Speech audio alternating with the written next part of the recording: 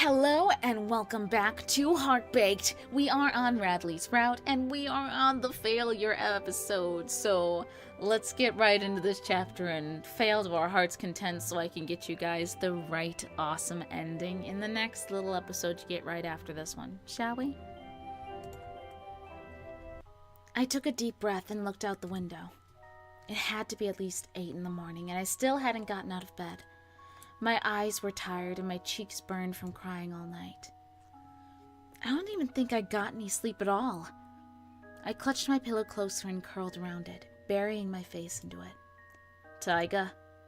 Radley's quiet voice came from behind my door, followed by 2 soft knocks.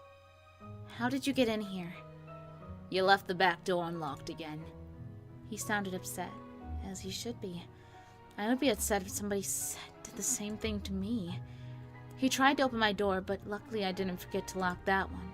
"Go away." "Come on, Ty, talk to me." He whined, though it wasn't his usual playful whining.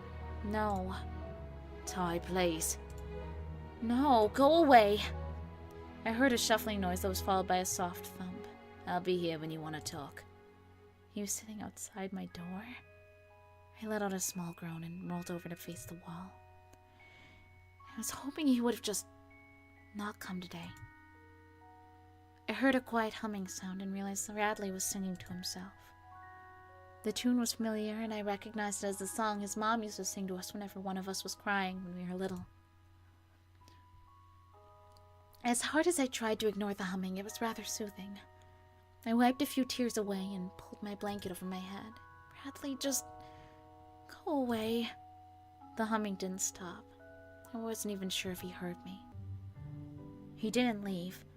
I spent a half hour laying in bed and tried to ignore him, and eventually I fell asleep. I woke back up around noon and he still wasn't gone.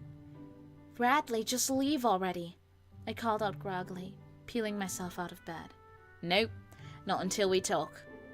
His voice had become cheerful at some point during the day and I only became more and more miserable.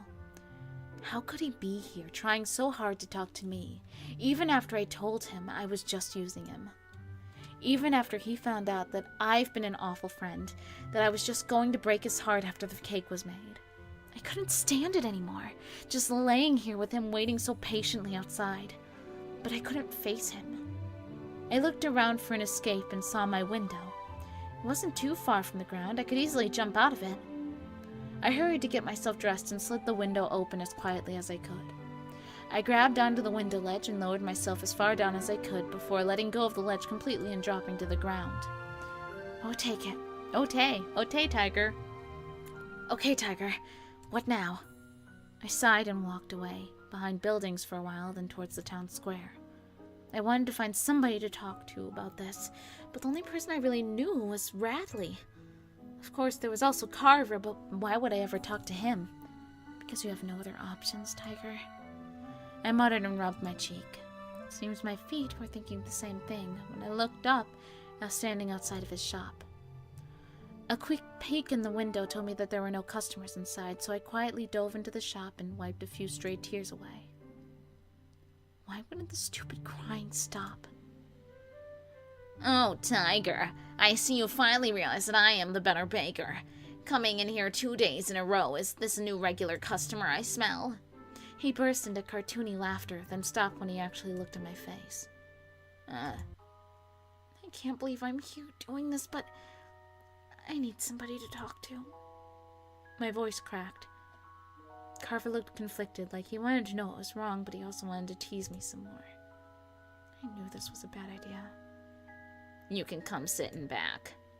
He didn't look happy about it, but he let me behind the counter and into his kitchen. He led me to a counter with 2 stools and we both sat down. He didn't say anything or even look at me. I guess that's my cue to start. I don't know why I'm here. I used Radley. I've done something awful.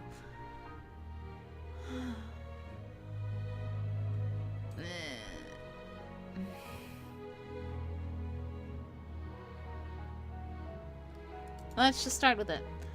I sighed and thought about where to begin. I guess from the beginning is the best. I used Radley. I was There's a cake recipe in my grandmother's book, and it calls for love, so I tried to force Radley to fall in love with me.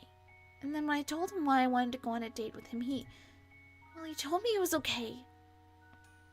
I crossed my arms and frowned. If it's fine, why are you here? Because, you pancake, it obviously isn't fine. He doesn't mind. I do. Why? If he doesn't mind, then maybe you didn't trick him. And since you mind so much, then maybe you're the one being tricked. Or you actually do care about him.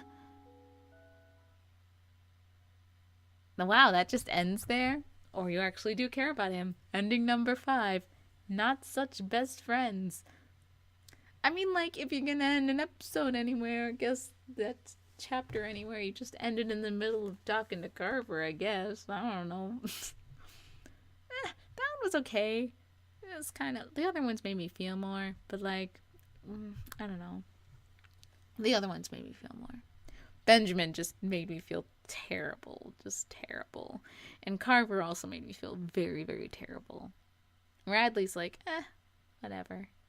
But, so that'll be the end of this episode, and you guys know the drill. I will be back with more than half, and I will see you for like little segments of me answering little questions, and we shall get ourselves right back up to the top.